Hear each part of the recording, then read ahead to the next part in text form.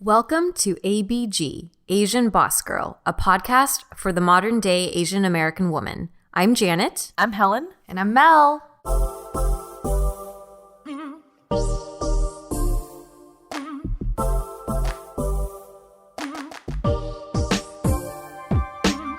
So one thing that we've been getting a lot of questions on is about our dating lives.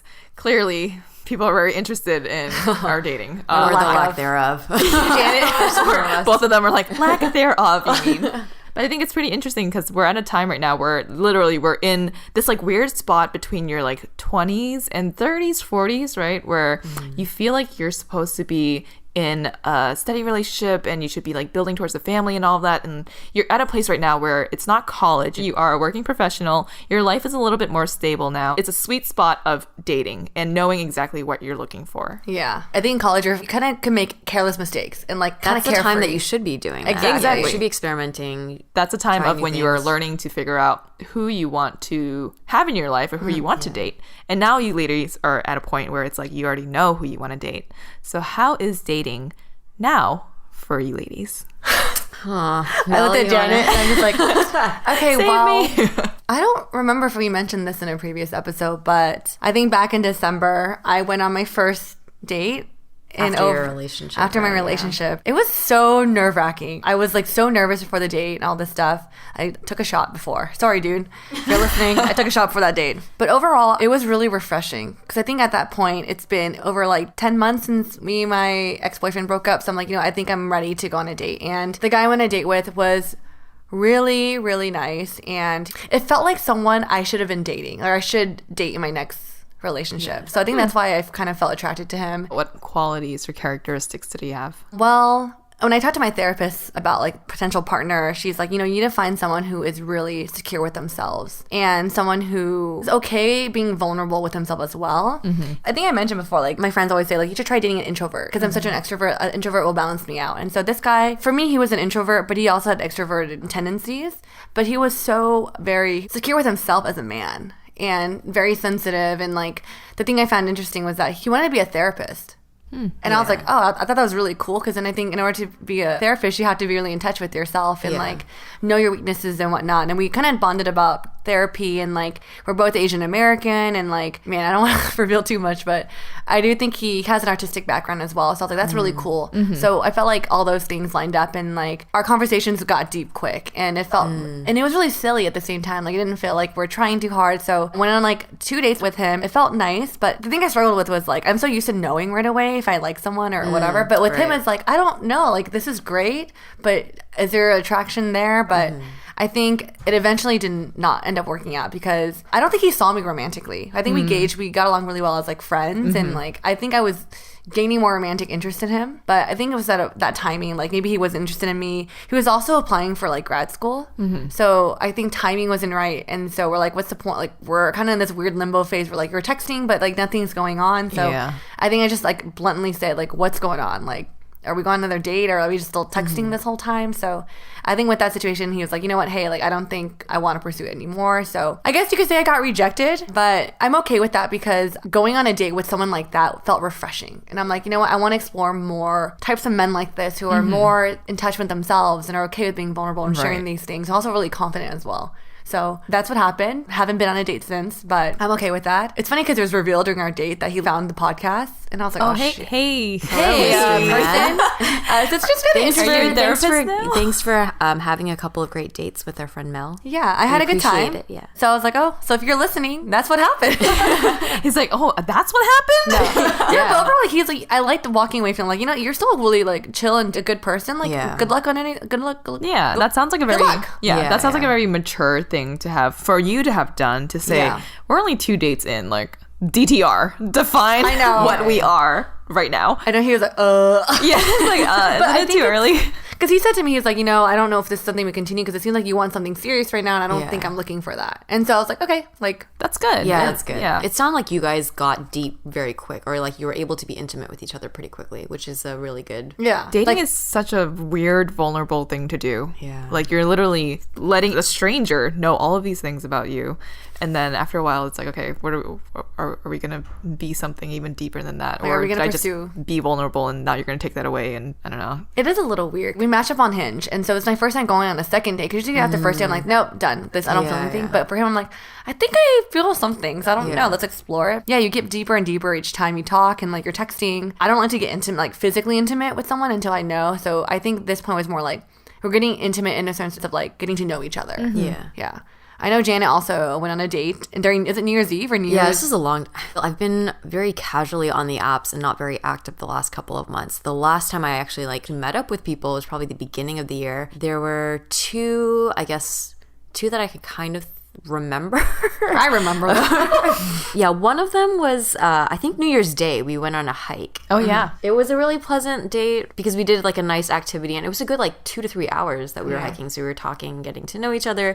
And I remember leaving the date feeling like, oh, like I'm decent. Like if he asked me out a second time, I would go. I wasn't feeling extremely one way or another. And then like he was also kind of hard to read. So I think this was maybe a couple of days after, or maybe it was the next day actually.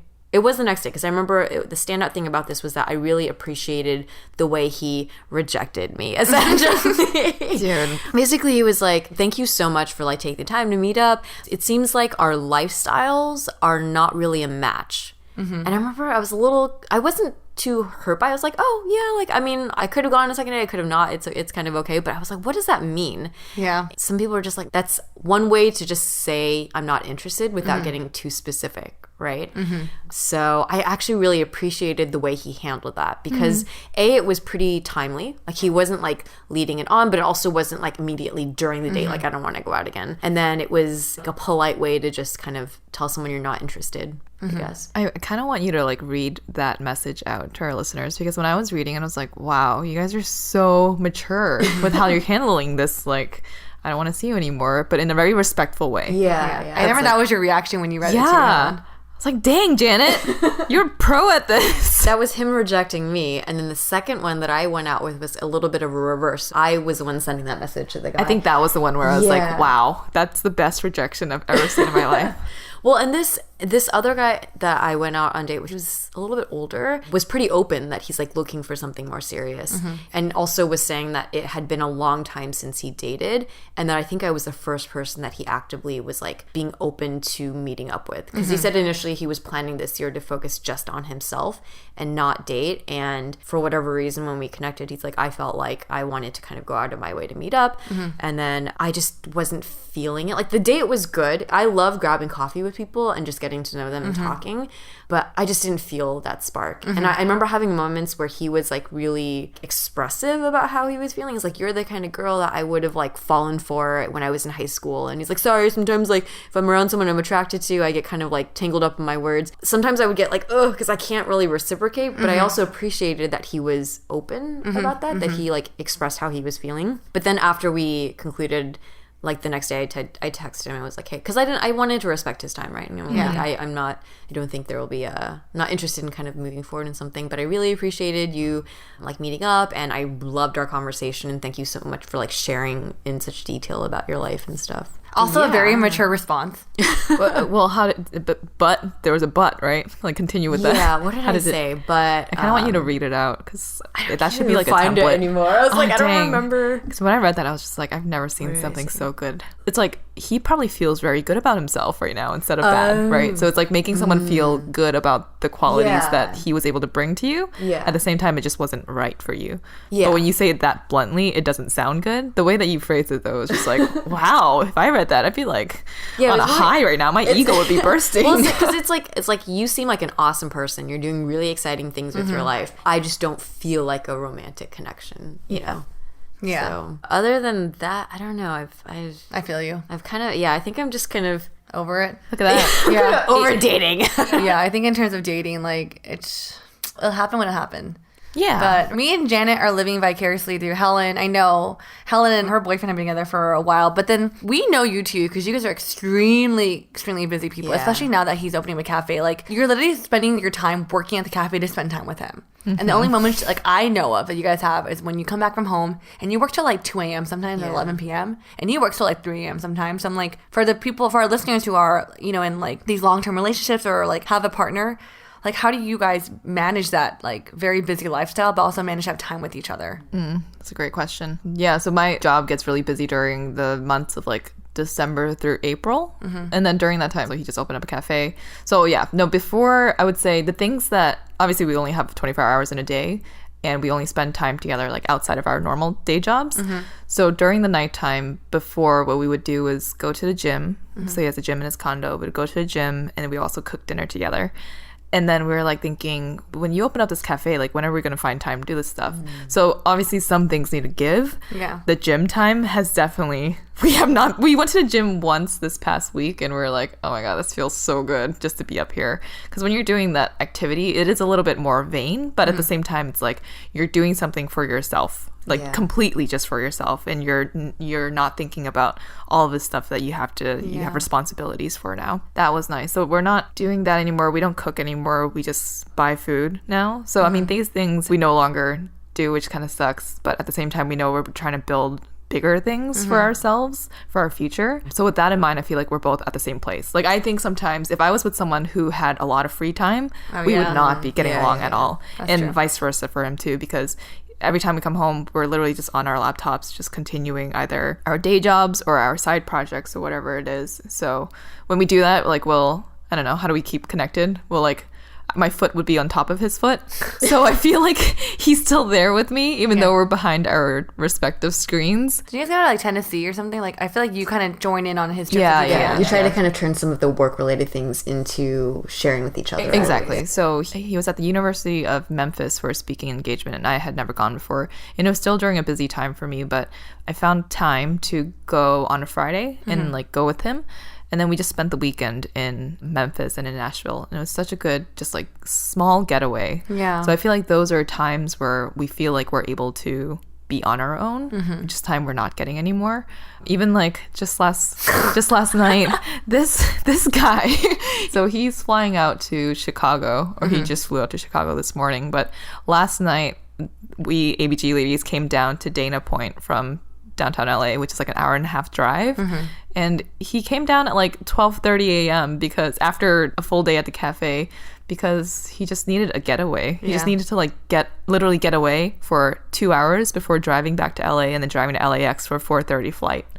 That just shows how like little time we do have together and how much we do appreciate when we can get away. Yeah. So it's been tough, but at the same time, I think for both of us being on the same sort of mindset, that does help a lot. Yeah. We know that even though we're busy, we're just trying to do something that's bigger and for the both of us, not just for like our own individual selves, but for the both of us. I think that's something about a relationship I really admire and I would love to have in the future relationship. It's like you guys are both so driven in your side things, and it's good because then you guys are both kind of like cheering each other on as you guys are going. It's not versus one person's on the sideline waiting for the other person. You guys are both actively doing something, and like that is a quality I definitely want in like a relationship because like a partnership. Yeah, because I think right now it's like this podcast means so much to us. I think not only one, you want someone who's like really supportive of that, but like, you know, I want something for you that you could feel as passionate about as we do about this. It's just like, it'd be nice because then you feel like it's an equal playing field of encouragement of like, and a win feels like a mutual win for both you guys. You know what I mean? And that's the thing. Before ABG started, like I'd be doing my own job, but he always felt like he wanted to be a cheerleader. Like he has so much responsibility for his own job that people are cheerleaders for him, but he likes to just sit on the sideline and just watch and consume someone else's work and be proud of them and be cheerleader for them. Even like you ladies, right? He always talks about like us in the context of us three and not just me. It's just like, you ladies are doing something that's so great, and like I love just watching you guys grow. That's so nice. Dang. It's tough. Like we definitely get into arguments, right? Like just last week I had not slept at all, and I wasn't asking anything from him, but he also wasn't asking anything from me. So I think we had like a mutual agreement there. But it was like, I think it was something along the lines of like, oh, you didn't, or no, he did ask me about like, why didn't you ask me about my day or something like that. And I was like, I don't know, I just went straight into work because I literally just stayed up all night to do this, to finish up this project. Yeah. And so at some point it's just like, yeah, communication is still very key to make sure that you're on the same page and that we're still just there to support each other. Because sometimes you want to come home and you just want to like melt into someone's arms. Someone who's like had a very relaxed day and they're just like, oh, I just came back from the beach. Like, I'll listen to everything you're saying, but like we're both in that space right now. We can talk to each other about it, but at the same time, then it's like right back to work. I don't know.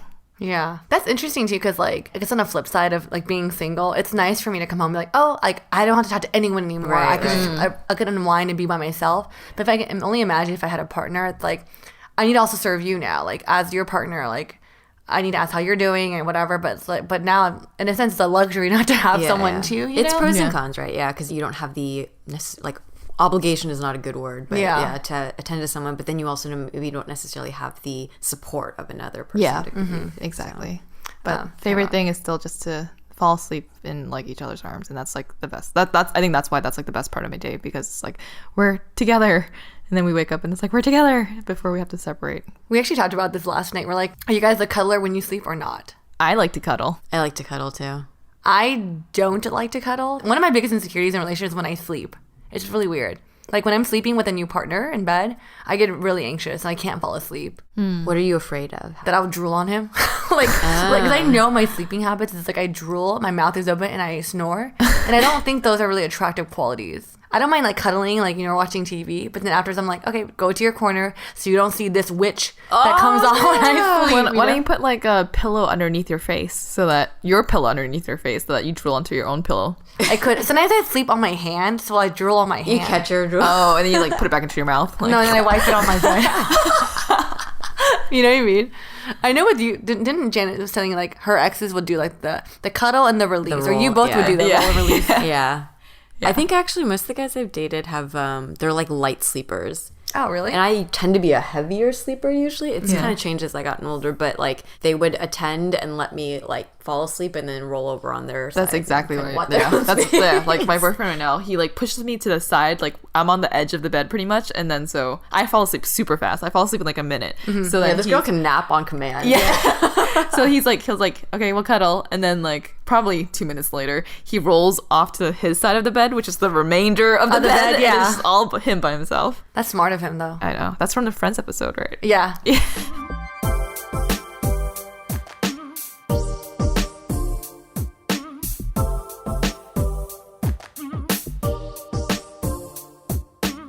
Well, just to continue the topic about dating in general, because that's kind of like where Janet and I are, and then Helen, so happy for her in a solid relationship. Well, I mean, there's the develop or like maintaining a relationship, and then there's finding a relationship, right? Yeah. So we're in the search phase. Yeah. I remember last night, Helen would say these really sweet things about her boyfriend, and Janet's like, oh, damn it. There's sometimes it's like vicariously I feel the fuzzies through your stories, and then there's sometimes like Mel was saying, like it's like the jaded, right? Like it sounds so nice, but it feels so distant.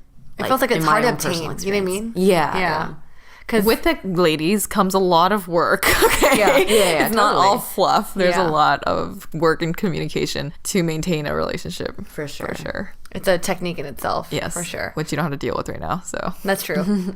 But when things are really good, they feel so good, you know, and I see that with you guys. I'm not saying I'm envious, but it's just more like, I really want that, you know. I think earlier we were just looking at his Instagram stories. He like Instagram like Tennessee trip. I was like, that looks so much fun to like travel and have a getaway with a partner. Because then Jen and I were talking about staycations and how important they are and how nice it'd be just to have like a staycation with your husband. Because like things feel so busy. I don't know, just on a side topic, but I feel like when I entered my 20s, even my mid-20s when I was 25, 26, I feel like I'm generally a very hopeful person when it comes to like dating and men, and like I still have the belief that like I will end up with the person I'm supposed to end up with. But I think now entering my later half of my 20s and encountering men, I don't think all men are like bad. I think there are really good people and good men out there, but it just seems like a lot of people in my life right now that are my guy friends or just like talking to my other girlfriends, like a lot of guys that I expected to be ready to settle down are not. It feels like a lot of the guys I'm chatting with or I'm talking to is like they're in the phase of wanting to have fun. And a part of me is like, you're my age or you're mid-30s, like, and it makes me feel kind of it makes me a little discouraged. Like, which how old are these guy friends? they're probably like my age to like maybe like early 30s, I guess, like 31, 32, like that type of, like they're teetering around like the late 20s, 30s phase. And I guess I always had the thought that like at this point, I think I always believed that they would be in a place to settle, and maybe like the men I'm interested in just happen not to want to have that right now, or like there's men in my life that I really like admire as really good friends, but they're also not in a settle phase. So I'm just like, wait, what? Like, I think you have to remind yourself that like we as women have a biological clock, right? That ticks, and I think that feeds into this like social expectation that, you know, during this period of time we should be trying to get to a place where we're in a stable relationship and ready to start having babies, right? But then for guys, it doesn't matter for them. Yeah, it'd be nice if our, you know, mid-30s friends are in that mentality. I think most of them are, at least the mid-30s. I would say maybe a little bit younger is still trying to just have fun and live out this part of their lives where now they have a little bit of money and they can actually spend on things and have fun in life, right? That's true. But I think it's just for you and your boyfriend. You guys are like, he was already dating you in his early 30s. So you guys are already building on a relationship. It's like, I'm okay with being single. Don't get me wrong. But then I would love to be in a situation now where I'm building on something like more long term, you know? Because then that's still time. Like, I'm not going to rush into a marriage and have kids right away. Right. So it'd be nice to like be in a point right now where it's like, I want to build towards my future with a family and a partner. Right. The other side to that is that you're building on yourself. You're able to be independent, very independent as a woman. And I think maybe think about yourself like 5 years ago, right? Do you feel like you have grown from that person? Because now when I see you compared to before, super independent, super like, you know what you want and you know how to like ask for it or get it.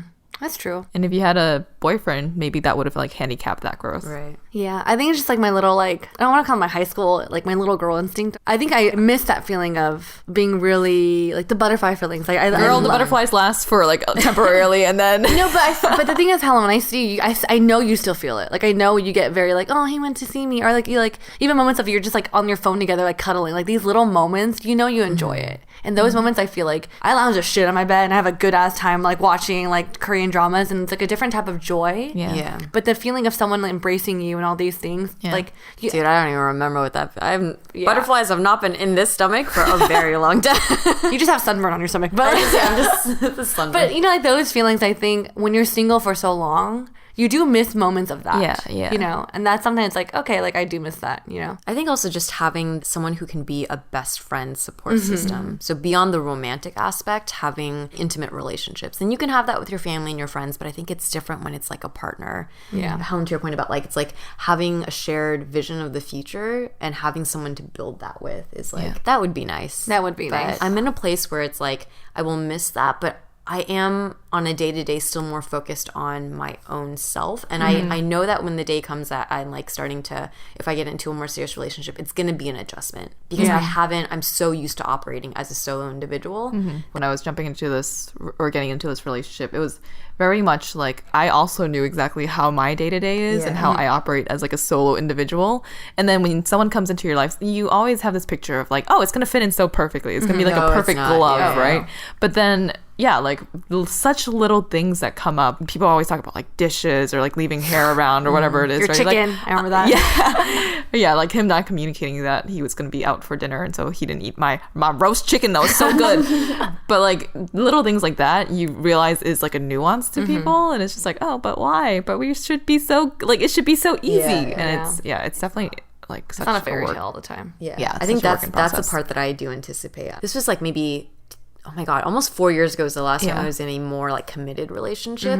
Just having to talk to someone daily to check in, like that felt weird for me. Like it was so hard to kind of, so I don't know. I'm like, if I were to come home from work and there's like another person, and now it's like, it's not just you thinking about what are you going to have for dinner, but the quintessential, like whatever, what do you want to eat? Yeah. But then maybe it's like, maybe for you, your type of relationship, because like some people see their significant other as like their best friend, their provider, their person who like listens to them for all of their like, for mental, whatever, like relief or whatever it is, like right? Personal therapist. Exactly. But like, that's unfair to put so much pressure on someone. 100%, so even that's good for your guy, whoever that's going to be, right? Because you're going to be an easy person to take care of because you're so independent. Yeah, I agree. Like I think with Janet, like one thing I learned from my last relationship is like the adjustment. I know I need to work on is being a girlfriend, like that title or having that role again, because the fact that you're so dependent and like doing your day-to-day on your own, having someone else, you're like, oh, because I had moments of that with my ex-boyfriend. I'm like, oh crap, like,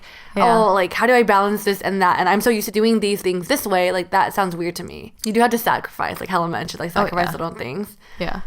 Even communication styles, man, like Yeah. little things like that. Love language, how Yes. people receive love, whether it's like through words of affirmation or like actions. Yeah. Like for me, I feel like it's actions. For my boyfriend, I feel like it's more words. It's very different. And so you have to adjust how you think other people receive love for how they actually receive love. That's true. I think when I was in a relationship, one thing I did realize is like, I remember when I was younger, like I used to think when couples move in together, I was like, oh, that's too soon or blah, blah, blah. But now I realize like time is so key. Like we don't have a lot of time. And so when I was with my ex-boyfriend, I could understand why couples move in together. Because literally if you're at work 8 hours a day, the only time you really see each other is after work. So like it's convenient if you're in the same place. So imagine like dating someone who's like 30 minutes apart and trying to like commuting to see each other. It's a big deal. Yeah. I mean, that's also like a long distance relationship, right? And some people aren't able to do it. Maybe Janet, that's what you want. You're like, I just want to check in with you. Like, that was the thing is at the time he was in the Bay Area and I was here. Oh, really? So, and he actually says, he's like, I think it would have worked out better if we had started our relationship in the same place. Like being long distance was something that kind of prevented from developing. For first starting a relationship, it's better if you're together. Yeah. And then I think it's really hard to start a new relationship long distance. I agree. There's something, I was talking to my old coworker about it. She was like, it's kind of exciting though. I was like, what do you mean? She's like, well, you get to have your own sense of independency, but then also you have you have a person you could always talk to. But I do think the caveat to that is like you're developing more and more intense feelings for each other and you want to see and talk to each other more and more. So when the distance is so far, you're not going to fulfill that need, or that desire. So it's kind of one of those like out of sight, out of mind That's things true. too, right? Like sometimes because I wasn't seeing you so much, I just kind of started focusing on my own life and I felt less and less involved in the relationship, if that makes sense. Yeah. So. I haven't seen Janet in a relationship. Like I know. I haven't seen myself in a relationship. she's like, I know, don't remind me. It's so funny because like I think we had a topic suggestion saying, can you guys talk about sex? And I'm like, part of me is like, yeah, I would love to. Janet was like, I would love to, but I don't even know. There's nothing. You want to hear about my sex life? Here we go. Silence.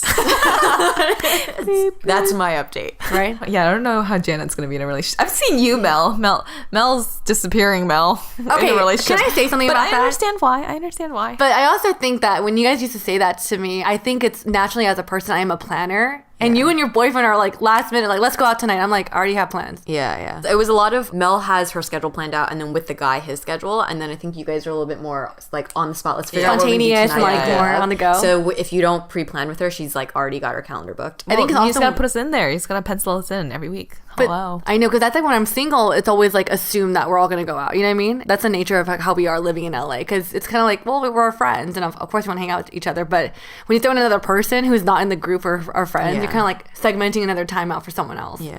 So it's going to be interesting when both of us, Janet and I, get a boyfriend. I'm like kind of dreading that day. you have your boyfriend. No, but then when you guys have your boyfriends, it's gonna be like, it's gonna take so long to get acclimated and then figure out their schedule, and then I'm not I gonna feel see like you guys your anymore. boyfriend is going to be very harsh on our boyfriends.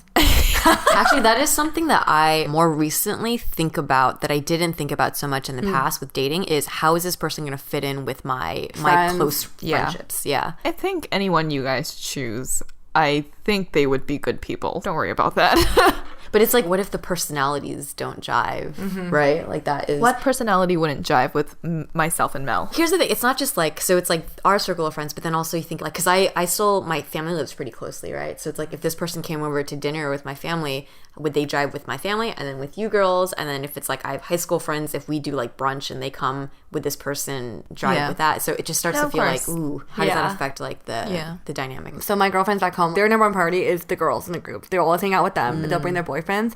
All the boyfriends get along really well with each other. I'm like, that'd be really nice if you have that too. Like if Janet and I and my boyfriend gets along with like your boyfriend, like that way we can all go on trips together and actually feels like fun and nice, you know. Versus like I always reference the Friends episode, but when Joey was dating the dancer, she like did not like Monica and Chandler, and I was like, ooh, that's not a good thing. Like we want to have like a similar vibe and friendship because ideally at the end of the day we want to take our kids to Hawaii or like Disneyland together, and like your husband's gonna be on par with my husband. Yeah, isn't that crazy to think about? Like even friendships and relationships it's gonna be so different when we have kids. Like there's like mommy meetups dates. and all that. Maybe that could be your future best friend or something. I don't know.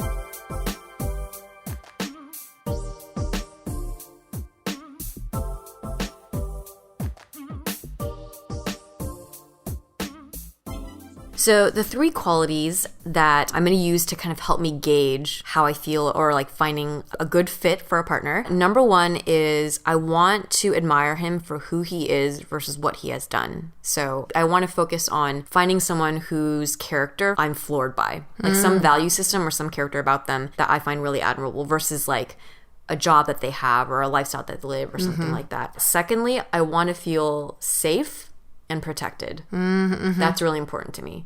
And then third, I want to feel like I want to jump you. Like, I need to feel really attracted. Like in attracted. a fight. I did not expect that last one. Well, here's the thing, because like I think Like an animal? The thing with like modern day dating with all these apps is you talk about you have an influx of all these guys and all these people that you're meeting, right? So it's like there are guys that I'm like physically attracted to, but I wouldn't necessarily feel like I would feel safe with you. Like sometimes I might feel like I have to be the adult in the relationship, right? And I don't want that. But then there are ones where it's like I feel so safe with you. You are someone that I could like build a life with, but I don't know, I don't feel that like animalistic like drive. Yeah, towards we're you, focusing on right? that third point here, girl. But the thing what Janet's saying, like I could agree with you. Like there's three Yeah, things I like I'm it. like, That's solid. Very because solid. but it would be missing if one thing was gone. Yeah. Like for Yeah, example, yeah, like for I sure. know men that I'm just like I feel so physically attracted to you. Like I just want to jump you, but that's all I want to do. Like I want to Yeah, have that's that not gonna work. connection and Yeah. like the safeness. Yeah. You know. Safe But as if it I don't want to also- jump you, then we can't make babies. Yeah. These are great. Yeah. Just She you wants to got like jump. a triangle. But what, yeah, I like how you just like kind of calmly brought it in. And I also want to jump you. I was literally as she was saying this, I'm like kind of like like sitting like leaning on my hand. Like, like, yeah. What? I was like, at first I was like, did I hear this right? The minx came No, out. literally. But I think it's nice to have that really strong like physical like. It's important. Yeah, for sure. yeah.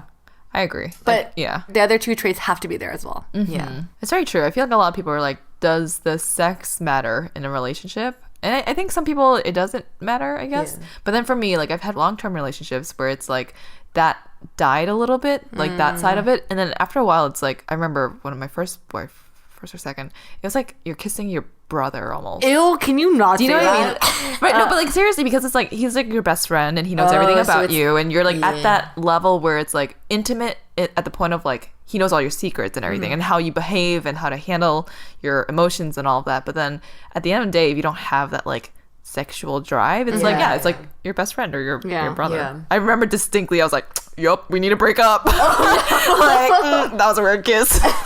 Oh god. If I had a brother, I think it would feel like this. That is so gross. Yeah, Mel, imagine that. I'm literally I'm you have a cringing. brother. That's the thing I'm cringing so hard because I'm the only one with like male a brother, male yeah. siblings Yeah. in my life. Like, oh, that's disgusting. So yeah, I think your third point is important. very true. But I like her second point because I've been in situations in the relationship where I didn't feel safe to bring things up to a partner. Because you're always scared, like, how is he going to react to this? Protected too. I think also because like I would consider all 3 of us pretty strong women. And so finding a guy that you feel like can balance you in that strength, that you can feel like that they could handle a situation, right? Yep.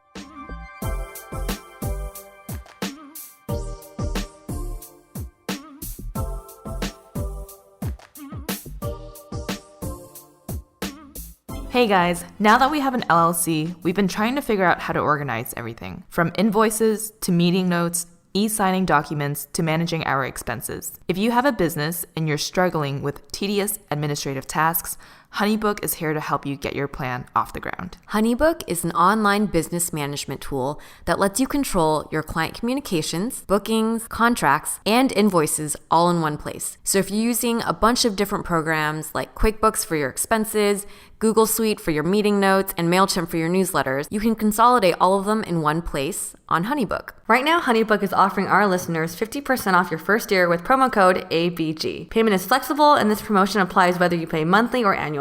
Go to honeybook.com and use promo code ABG for 50% off your first year. Get paid faster and work smarter with honeybook.com. Promo code ABG.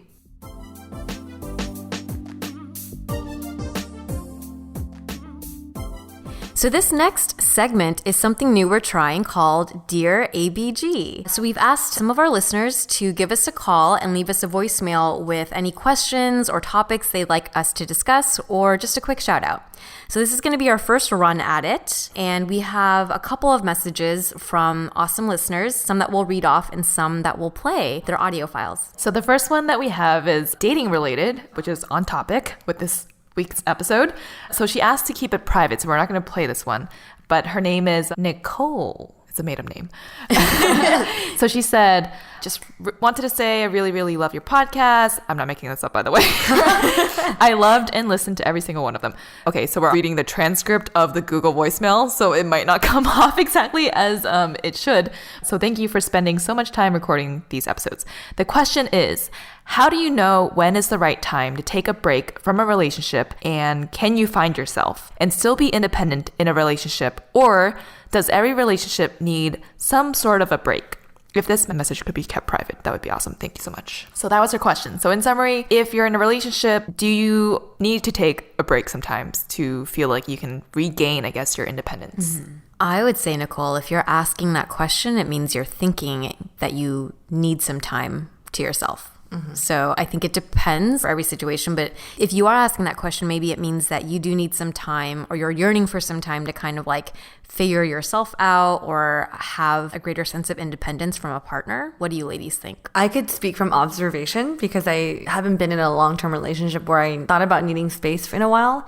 But from what I've observed from my friends, like Helen actually is a couple I look at too, her and our boyfriend. I think it's really helpful when a couple has things they're working on solely and they come together and collaborate and come together for like support. Because I've also seen relationships where they're kind of stuck like glue to each other, and I think they do lose themselves in a relationship because they start to neglect their other friends or some families, and you're in this bubble that you're not really aware of sometimes. And I get it. Like, I know it's like to be infatuated. I've been there too. But what I notice the couples that I see as, I guess, deem as successful in some ways is that they have time for themselves to, whether it's to, maybe it's to go to the gym, to unwind, or work on their own personal projects.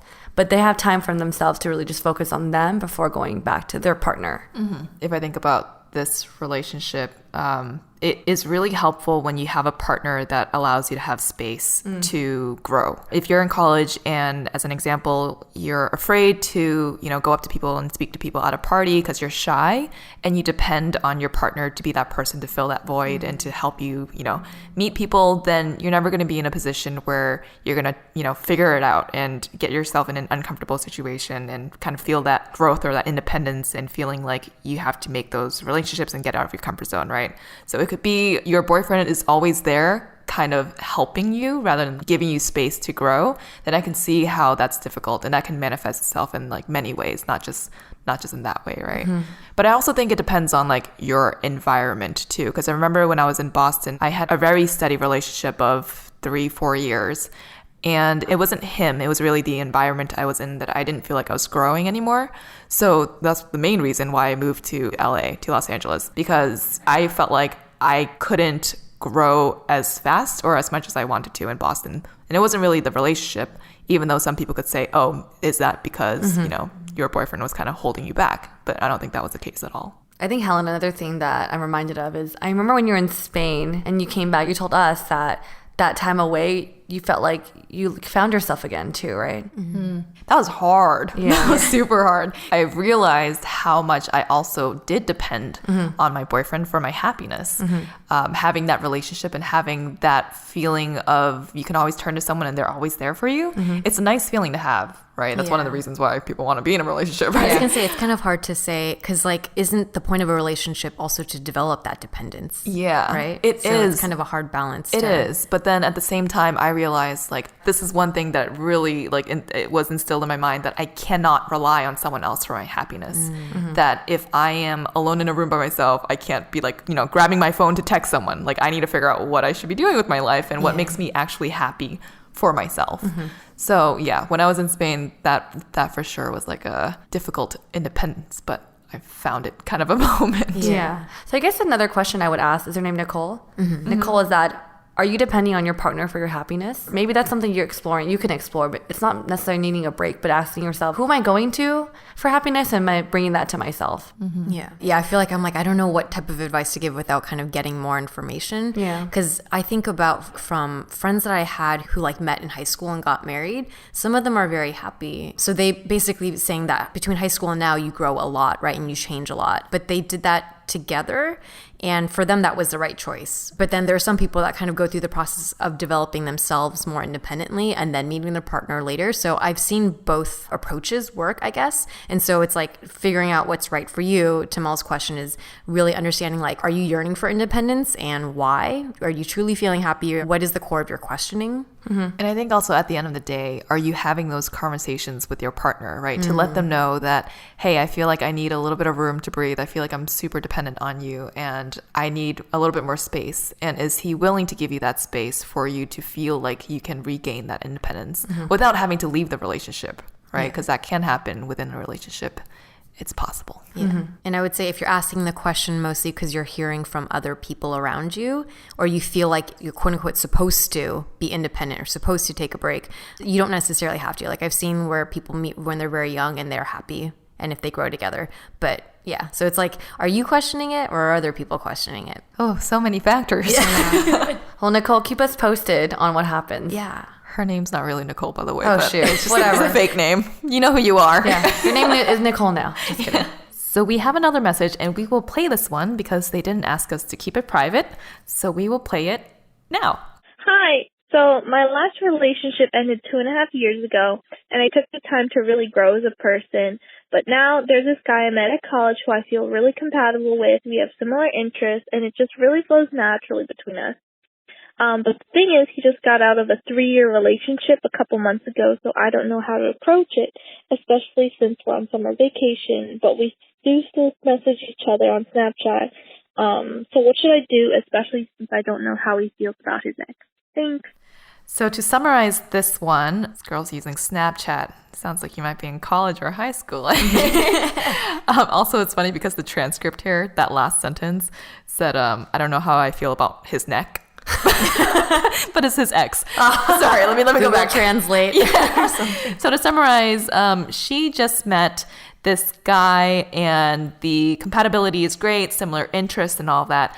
But this guy, he just got out of a long-term relationship, a 3-year relationship a few months ago. So she's not sure if he's over his ex yet. That's a pickle. She's in a pickle. I know. Okay, so my initial thoughts, I've been in a similar situation. Not that I like left a relationship, but I've been in a situation where I met a guy, compatibility was there, attractive, like I was attracted to him, but he also just got out of a relationship. He told me to. He wasn't ready for something long-term again. And so I want to ask you, like, are you okay with something more casual or you want something more long-term? Because I do think, talking to a lot of my guy friends, after coming out of a long-term relationship, you need time for yourself to kind of just figure your life out again, how to be on your own. And jumping to another relationship right away, you don't get that time to figure yourself out, right? So I would caution you, because I don't want you to be in a situation where you get in this relationship with a guy, but he's not emotionally ready to be in another relationship. Yeah. So just really ask yourself what you really want, because if you just want something casual, sure. If you don't, we want to protect your emotions. So I feel like just be careful. Yeah. This might be bad advice, but here's what I would say. In my younger dating years, I would always know the right thing to do. So I went through the mental exercise of thinking about the outcome, but then I always ended up like doing the thing that based on feeling. So I would say if you're attracted to him and you like him and he's attracted to you and he likes you and it's maybe he's still emotionally a little bit confused, but if the opportunity is there, more likely than not, something's going to happen. Yeah. So then it's more about just like prepare yourself. I actually think that like getting hurt a little bit or experiencing this is part of the growing up process and it could be good for you. And that is the advice Janet gave me when I was telling her my situation too. I actually completely agree with Janet's advice. So I don't know if it's bad advice from ABG, not just Janet. But on my end, I would be careful. But I'm also someone that's really more sensitive. I'm sensitive. A girl, you feel. When you feel, Yeah, you you act feel on it. it. You're a Okay, big don't. feeler. That's why when you guys are telling me the advice for me, I was like, I know where they're coming from, because you guys know me that I will get attached. And like, why would I get attached to something I know that's not going to be long term? Yeah. But then you also nonstop think about it, right? If you know that it's a good thing, you're compatible with this person, you have similar interests, it's like so difficult to get him off your mind. And also now with like phone and text messaging, it's so easy to contact them right away. If the connection is there, it's like really hard pretty to much just going to happen. let that die. Yeah. Brace yourself. I like that advice, Janet. You guys are Snapchatting. Yeah, what are you Snapchatting these days? But, sorry, I have to be the other voice on the other side. Be the here. devil's advocate. I love it. I'm also someone that when a guy wants to be with me, I will be your sole focus. And I don't want you to be like a rebound. Yeah. So that's another thing you have to be aware of. It's just that. These are all good. I feel like all the things that Mel is saying, have those logged in your mind. Yeah. So know and process that might happen.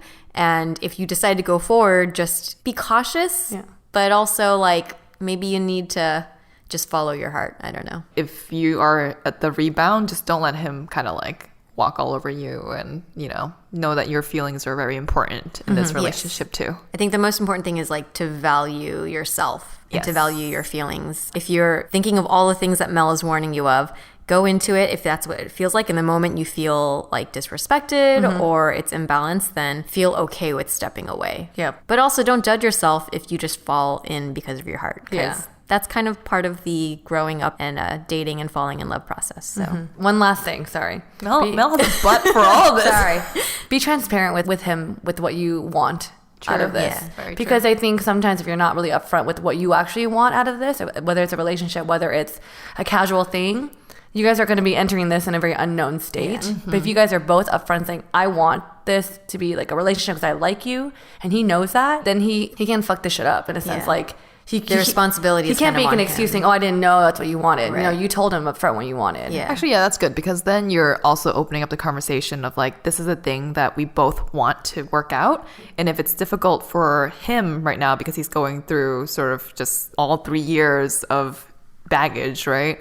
Then yeah, you're both aware of it, and you can like hold him accountable, and you can also work through things with him as he's going through it too, and actually build a stronger relationship that way. No, I definitely agree. I think communication is like, that will help so much. But as we're saying this, like I'm flipping it in my mind and realizing that even in situations where you are upfront and you tell each other exactly where you stand, the feelings will still get in the way. Yeah. But the fact that you've communicated, at least like it makes it a little bit better that you were on the same page. So it gives you a little bit of a sense of ownership. So he could be upfront with you and say, I still have feelings for this person. You hear that, but you're like, okay, but I still like you, and things still happen. And you still might get hurt, but at least you went in knowing the circumstances, and so you don't feel taken advantage of. Agreed. Dang, Janet's been through shit. This is very good advice, though. Yeah. I hope. We're gonna start getting like hate voicemails. You told me to jump in. But let us know what happens. Yeah. I'm actually very curious. Because if we gave like 2 sets of advice, like let us know which one you end up taking and what the results plays were. out. Yes. Yeah. Okay, so we have one other non-dating related one that we're just going to play because this is a segment, Dear ABG, and you can just ask whatever your heart desires.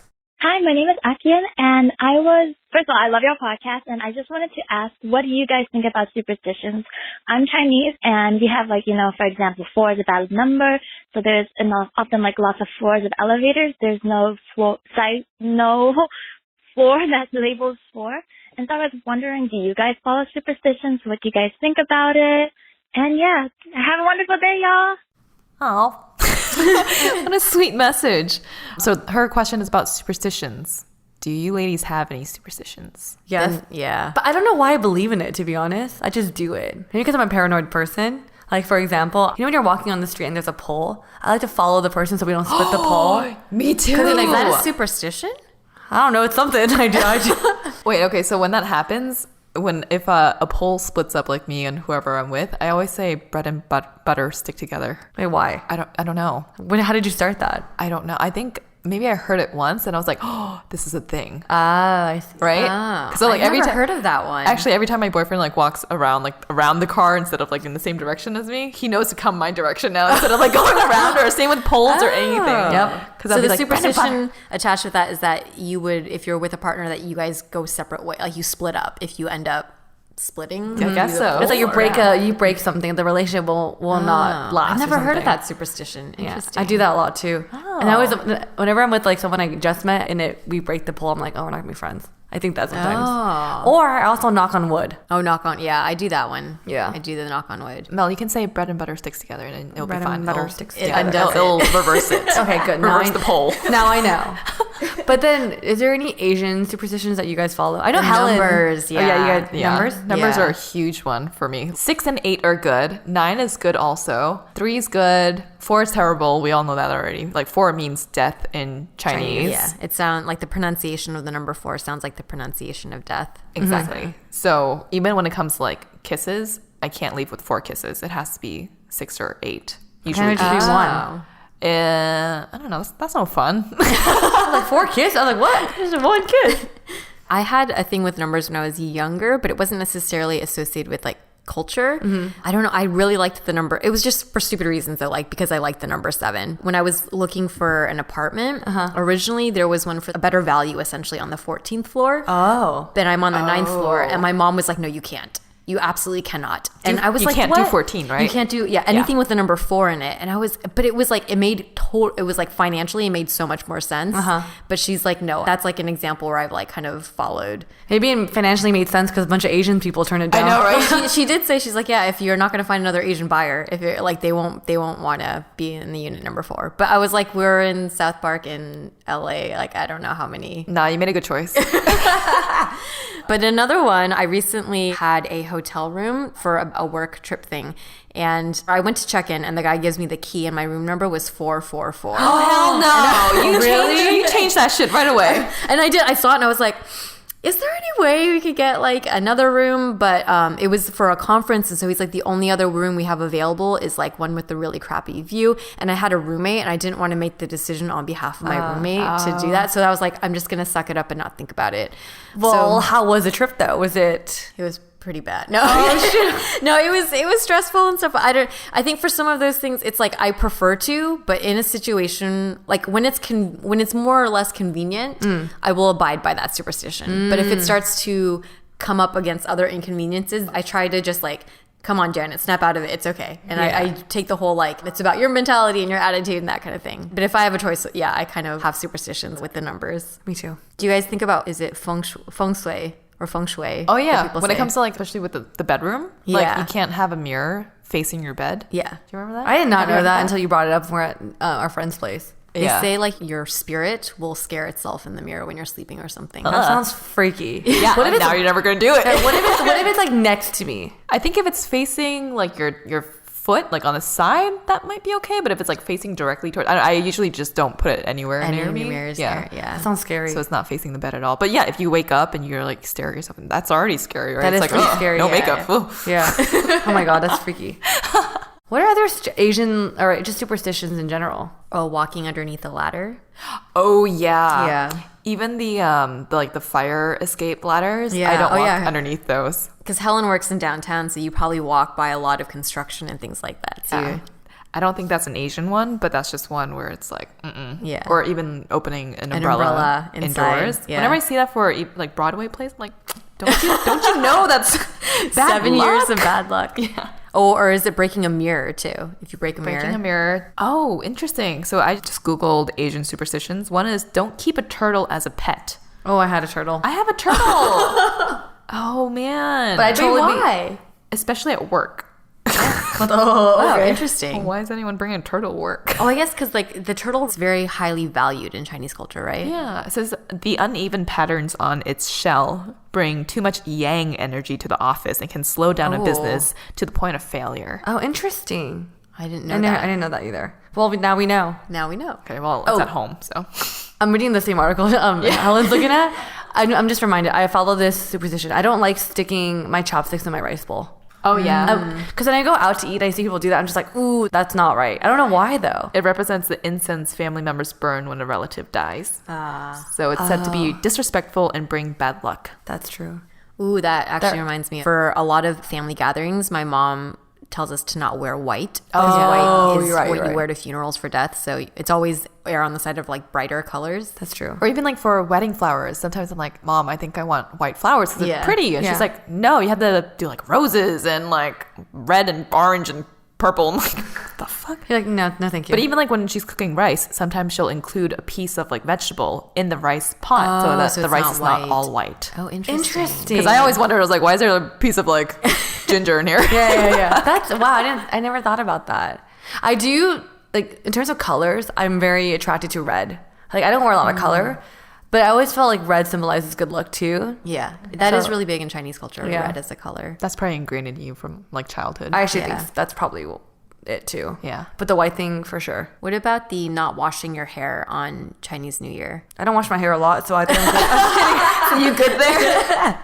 It's supposed to be like washing out the luck. Oh, I must be really lucky. So I want to work in here. Or even like cutting your hair, right? You're not supposed to get a haircut. Oh, really? Yeah, that sounds like is. it. Have you heard of like after you give birth, you can't shower for like a month? Yeah, I have heard of that. Actually, now you're reminding me of something. So when my aunt and my mom, after they gave birth, they can only drink a certain dish for 1 month. Yeah, it's supposed to be just like clean chicken or some Oh, like the blackened chicken broth or something? Yeah. Something to help heal the body. Ours is your body. I don't know how to say it in English, but in Mandarin it's mayo ji tang. So sesame oil chicken soup. And it is just like, it has like wine and stuff in it too. And I remember when I was younger and my aunt gave birth, my grandma would come over and she'll make freaking like tons and tons of it, and that's the only thing she could eat. Yeah, same with my sister. My mom only made her one dish, and then like she couldn't wash her hair, she couldn't do all this stuff. There's actually, the crazy thing is, I think with there's a lot of establishments that a lot of like international women come here and they give birth, and they're pretty much like nurses that take care of them postpartum. They specialize that. Yeah. Yeah. I was actually going to say there's like a whole, like Chinese culture or a lot of Asian culture has a lot of like not rituals, but like best practices around maternity type stuff, like post giving birth. And then that's stuff that fascinated me because my family doesn't really practice that. And I was like, I kind of want that, like when I have a baby. Yeah. There's someone in my family that does that for a living. She's like a nurse for after you give birth, she takes care of the mom and the baby. And so the mom's like pretty much inside for a month, right? Yep. I'm calling her up and I mean, if you want. sooner than later, please. No. Well, you gotta find a man for that first, right? Or a sperm donor. Well, thanks so much for that question. I think we talked way too long about superstitions. If you want to leave us a voicemail, hit us up at 213-262-8776. That's 213-262-8776. And you can, again, like Janet said, send us anything. You can talk about your day, ask us some questions. If you want to give a shout out to a friend as well, we can also play some shout outs in the future. And thanks everyone for sending in your submissions.